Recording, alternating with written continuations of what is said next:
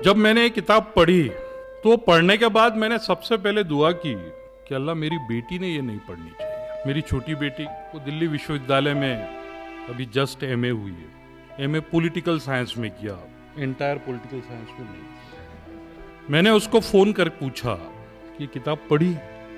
बोले नहीं, वो हिंदी में, मैं पढ़ना चाहती हूँ। तो मैं खुश हुआ, लेकिन आज आते ही इन्होंने डरा दिया कि वो उसका इंग्लिश वर्जन आ रहा है, क्योंकि डॉक्टर लक्ष्मण यादव, इनकी इमेज क्या है ये उसी से मुझे पता चला।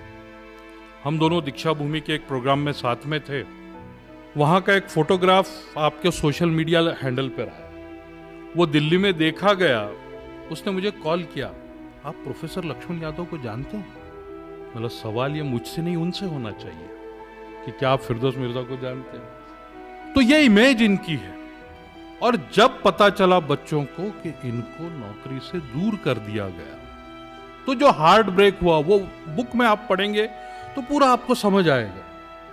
वो कहानी भी उसने मुझे सुनाई। और अगर कोई कॉलेजेस में है तो कॉलेजेस में तो कंपलसरी नहीं करना चाहिए, ताकि समझे कि गलत कानूनों का वक्त पर विरोध नहीं करने के इफेक्ट्स हमारी अगली पीढ़ियों को किस तरह से भुगतना पड़ने वाला है।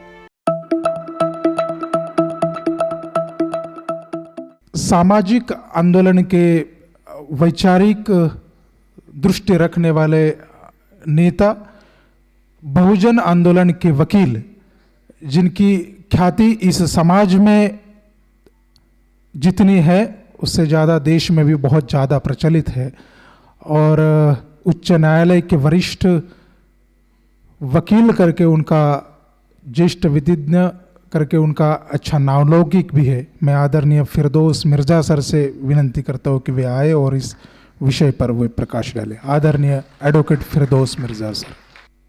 सविस्तर में पूरी बात, यानी डिटेल में पूरी बात लक्ष्मण जी ने रखी है।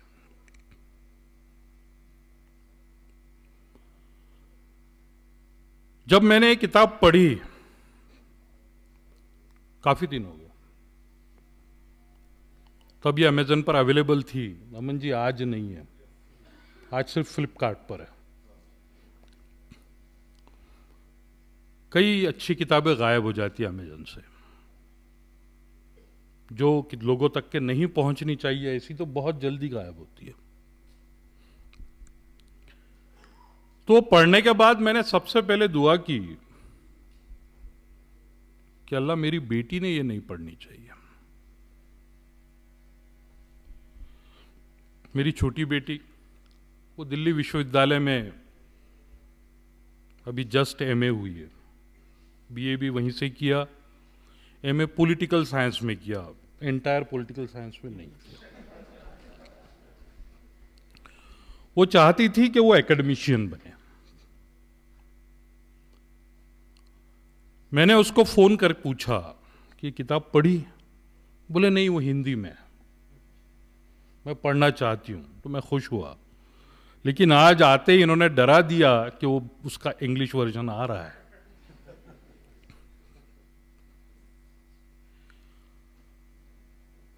क्योंकि डॉक्टर लक्ष्मण यादव, इनकी इमेज क्या है ये उसी से मुझे पता चली। हम दोनों दीक्षा भूमि के एक प्रोग्राम में साथ में थे। वहाँ का एक फोटोग्राफ आपके सोशल मीडिया हैंडल पर आया, वो दिल्ली में देखा गया। उसने मुझे कॉल किया, आप प्रोफेसर लक्ष्मण यादव को जानते हैं? मतलब सवाल ये मुझसे नहीं उनसे होना चाहिए कि क्या आप फिरदौस मिर्जा को जानते हैं? मतलब मैं तो उस वक्त ट्रम्प थे, मैं ट्रम्प को भी जानता हूं।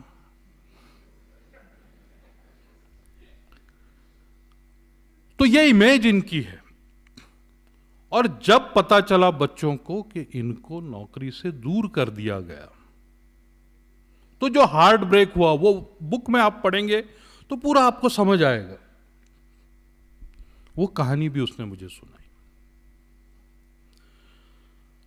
तो संविधान का एक विद्यार्थी होने के नाते मैं इस चीज को एक अलग एंगल से देखना चाहता हूं।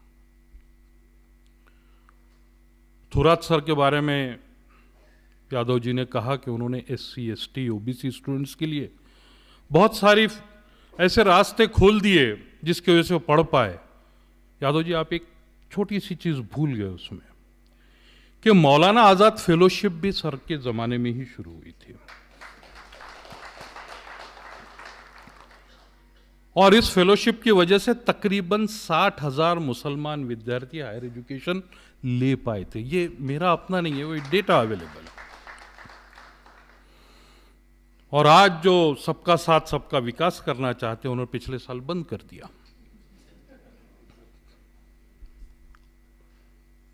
क्योंकि आप पढ़ के क्या करोगे? आपको तो हम स्किल डेवलपमेंट सिखाएंगे।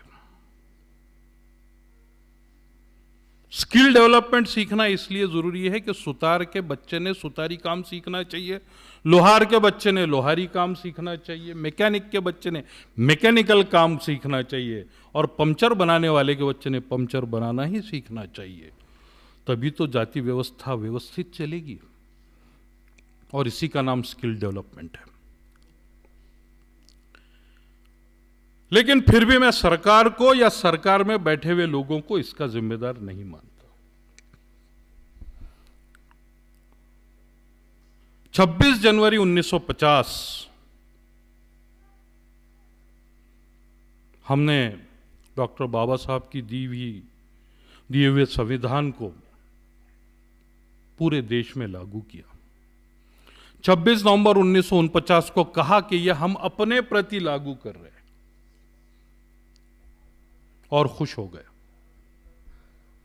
हम खुश हो गए यही जिक्र करते करते कि मेरे पीछे डॉक्टर बाबा साहब आंबेडकर खड़े हैं। हम खुश हो गए यह कहते कहते कि हमने इतनी मूर्तियां डॉक्टर बाबा साहब आंबेडकर की बना ली। क्या हमने उस दिन डॉक्टर बाबा साहब के आर्टिकल 14 को याद किया, जिस दिन पहली बार शिक्षा संस्थानों में कॉन्ट्रैक्ट बेसिस पर या क्लॉक आवर बेसिस पर टीचर्स को लेने की बात हुई? आर्टिकल 14 इक्वलिटी की बात करता है कि हर भारतीय नागरिक कानून की नजर में बराबर होगा। तो जो परमानेंट प्रोफेसर है, क्लॉक आवर बेसिस का प्रोफेसर है या कॉन्ट्रैक्चुअल प्रोफेसर है, वो एक ही तरह का काम करता है, काम में कोई फर्क नहीं है। लेकिन परमानेंट प्रोफेसर को 7th पे कमीशन के हिसाब से हम 2.5 लाख रुपए तनख्वाह देते हैं। कॉन्ट्रैक्चुअल प्रोफेसर को 40,000 रुपए देखते हैं, और क्लॉक आवरली बेसिस वाले को कुछ 100 रुपए पर घंटे के हिसाब से देते हैं। वो काम वही कर रहा है, हमने कोई ऑब्जेक्ट नहीं किया। डॉक्टर बाबा साहब आंबेडकर ने कहा था कि 6 से 14 साल वाला हर बच्चे के लिए हमने फ्री और कंपलसरी एजुकेशन देना चाहिए। उस वक्त हालात नहीं थे, फंड्स की कमी थी, फाइनेंस का प्रॉब्लम था, तो कहा था 10 साल बाद ये डायरेक्टिव प्रिंसिपल से उठा के फंडामेंटल राइट बनाएंगे। लेकिन वो बनते बनते 60 साल लग गए। 2010 में राइट टू एजुकेशन एक्ट आया। आर्टिकल 21A यह हमारा मूलभूत अधिकार बना, जो ये कहता है कि हर 6 से 14 साल के बीच के बच्चे को फ्री और कंपलसरी एजुकेशन मिले, ये उसका फंडामेंटल राइट है, मूलभूत अधिकार है।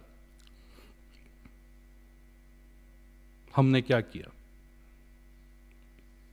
एक अगर छोटा सा सर्वे करे, मैं नहीं करूंगा, और इस हॉल में मौजूद हर आदमी अपने आप को पूछे कि आर्टिकल 21A का मैंने कितना इस्तेमाल किया, तो पता चलेगा कि हम में से 90% लोगों ने आर्टिकल 21A को छोड़ दिया और हमारे बच्चों को प्राइवेट स्कूलों में भेजा। जब डॉक्टर बाबा साहब आंबेडकर चाहते हैं कि आपके बच्चों को फ्री और कंपलसरी एजुकेशन मिले, तो आपने अपने बच्चों को प्राइवेट स्कूलों में भेजना, क्या यह उनका अपमान नहीं है? आपने अपने फंडामेंटल राइट को तो छोड़ दिया, लेकिन उसके आगे उसका इफेक्ट क्या हुआ, यह सोचा क्या? भाई ने अभी जिक्र किया मुमरा का, 50,000 स्कूलें महाराष्ट्र में बंद हुई। वो क्यों हुई? क्योंकि वहां बच्चे नहीं है, पट संख्या नहीं है।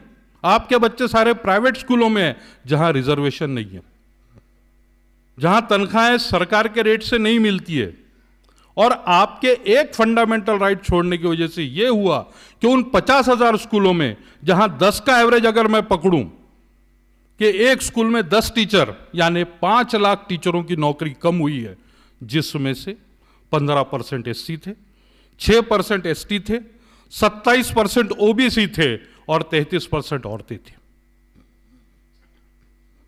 आपके एक फंडामेंटल राइट छोड़ने से प्राइवेटाइजेशन का भूत हर जगह पहुंच गया।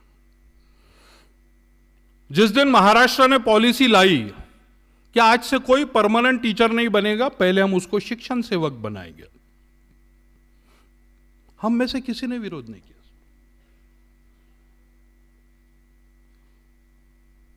मराठी में हम लोग कहते हैं कि बूढ़ी मिल्याचं दुख नाही पण काळ सोकावतो।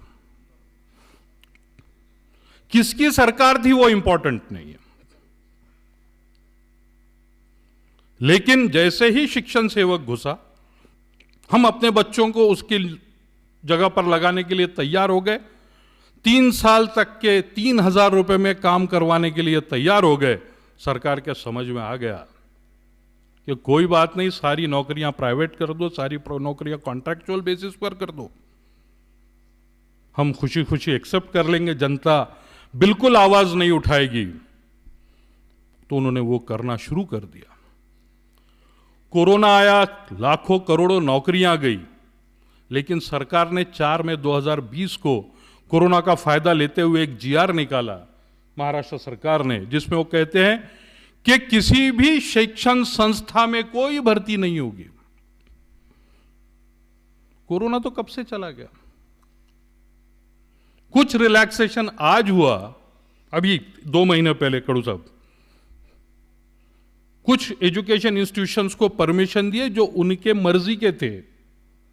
तो वैसे ही मर्जी के एजुकेशन सोसाइटी में आज इंटरव्यूज नागपुर में हो रहे थे, तो मैंने उसके प्रेसिडेंट से पूछा कि भाई क्या पोजीशन है आज।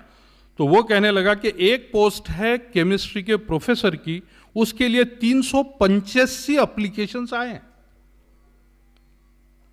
यानी 385 डॉक्टरेट नेट सेट।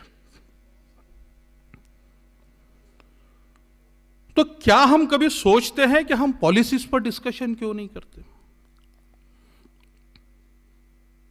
आज मैं आयोजकों को धन्यवाद देना चाहूंगा कि इस किताब के बहाने कम से कम इस बात को करने का मौका उन्होंने मुझे दिया कि हम पॉलिसी पर बात करें, हम फंडामेंटल राइट्स क्यों है इसको समझे, और आपका अपना फंडामेंटल राइट छोड़ने का दूसरों के फंडामेंटल राइट्स पर क्या असर पड़ता है उसको हम समझे, सोचे। कम से कम अपने आप को हम जब अम्बेडकरवादी कहते हैं तो हमको तो यह सोचना होगा, हमको अंधानुकरण करके फायदा नहीं है। कुछ कुर्बानियां तो आपको भी देनी होगी। हो सकता है मेरी बहनों को, उनको किटी पार्टी की पार्टनर्स कहे कि अरे तुम्हारे बच्चे स्टेट में पढ़ रहे, स्टेट बोर्ड में पढ़ रहे, हो सकता है, क्योंकि स्टेट बोर्ड हमारे यहां जैसे पहले जातीय व्यवस्था होती थी या वर्ण व्यवस्था, वैसा स्टेट बोर्ड, सीबीएसई, आईसीएसई, फिर वो इंटरनेशनल बोर्ड, ये एक नई जातीय व्यवस्था आई है। ये इस तरह के जो आए हैं, ये प्राइवेटाइजेशन को बहुत तेजी से ताकत दे रहे हैं। मुझे तो डर है सर, जिस तरीके से प्राइवेटाइजेशन हो रहा है, कहीं ये ना हो कि कलेक्टर का पोस्ट भी प्राइवेट हो जाए। एक गोष्ठी में मैंने कहा था कि मैं सरकार जिस तरीके से काम कर रही है, लैटरल एंट्री से सेक्रेटरीज ले रही है, तो हम ऐसा क्यों ना करें कि सारे सरकारी पोस्ट प्राइवेटाइज कर दें। रेवेन्यू भी आएगा, हम बेचेंगे वो पोस्ट, क्योंकि तनख्वाह से वैसे भी पूरी होती नहीं है। तो अगर तलाठी की पोस्ट है, पटवारी की पोस्ट है, वो हरास करें और उसको बोले कि भैया 7-12 हज़ार रुपए का, तूने उससे ज़्यादा नहीं लेना, क्योंकि वैसे भी 10 रुपए में देने वाले कागज की तू 500 तो ले ही रहा है। अगर ऐसा होगा तो इस संवैधानिक सेटअप का क्या होगा? तो आज के दिन जब हम इतनी शानदार किताब के विमोचन के लिए यहां जमा है, सबसे पहले तो मैं आपसे विनती करूंगा कि ये किताब का सामूहिक वाचन होना चाहिए। जो एक्सपीरियंसेस इसमें है, हम लोग रोज देखते हैं वो एक्सपीरियंसेस, क्योंकि रोज कोर्ट में मुझे वो लड़ाई लड़नी होती है। आज ही एक केस में चला रहा था, एक 2 मिनट ज्यादा लेते हुए बताऊं।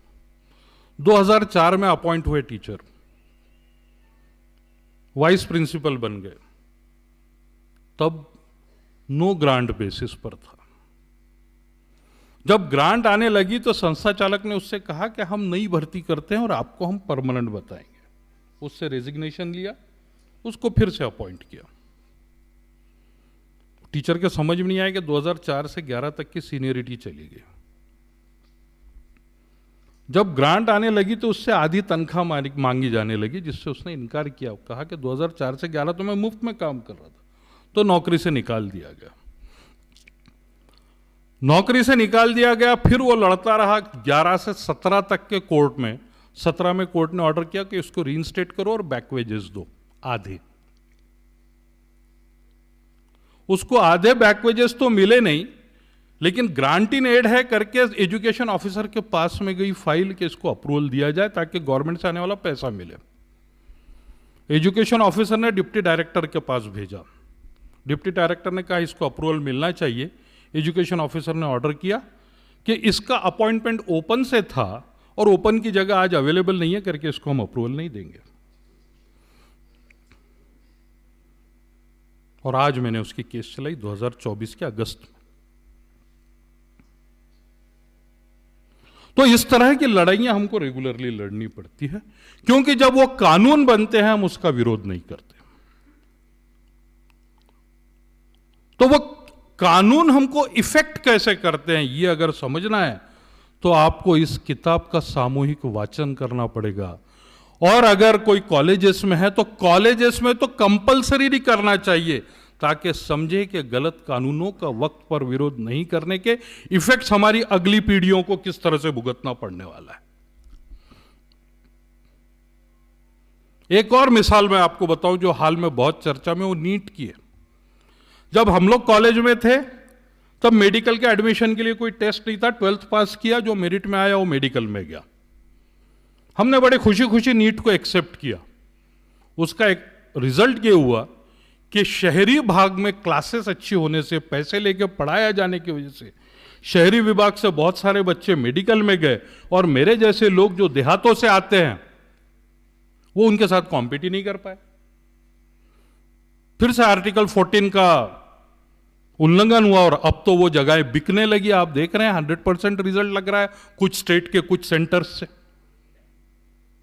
हमने विरोध नहीं किया, हम आज भी विरोध नहीं कर रहे हैं। हम आज भी खुश हैं कि रीटेस्ट नहीं हुआ। हम कंटेंट है, क्योंकि हम सिर्फ हमारे बच्चे के बारे में सोच रहे हैं, आने वाली पीढ़ी के बारे में नहीं सोच रहे। तो अगर ये सब का असर क्या होगा ये समझना है तो इस किताब को हमको पढ़ना होगा। और दूसरी बात, किसी भी कीमत पर हमको हमारे फंडामेंटल राइट्स हाथ से जाने नहीं देने होंगे। चाहे सरकार हो या सुप्रीम कोर्ट हो, हमारे बीच कितनी भी दरारें डालने की कोशिश करे, हमको अपने अधिकारों को किस तरह से बचा के रखना है ये सीखना होगा। इसके लिए आंदोलन करना होगा।